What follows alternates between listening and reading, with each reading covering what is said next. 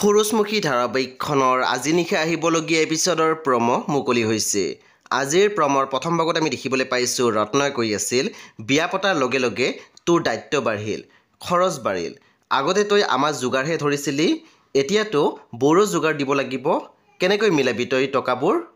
তাৰপিছত আমি প্ৰমত দেখিবলৈ পাইছোঁ পেহীয়েকে কৈ আছিল, হ'ব হ'ব ইমান ভক্তি দেখুৱাব নালাগে, কিমান সংস্কাৰী জনা আছে।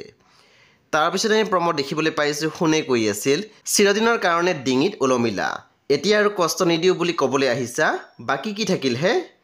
তাৰপিছত আমি প্ৰমত দেখিবলৈ পাইছোঁ পুৱতীয়ে কৈ আছিল, তই ইমান স্বাৰ্থপৰ হ'ব নালাগিছিল সোণদা। তাৰপিছত আমি প্ৰমত দেখিবলৈ পাইছোঁ পৰিয়ে কৈ আছিল, এতিয়া যিহেতু তুমি তাৰ অৰ্ধাংগিনী হ'লা, গতিকে তাক সুখত ৰখাৰ দায়িত্ব তোমাৰ।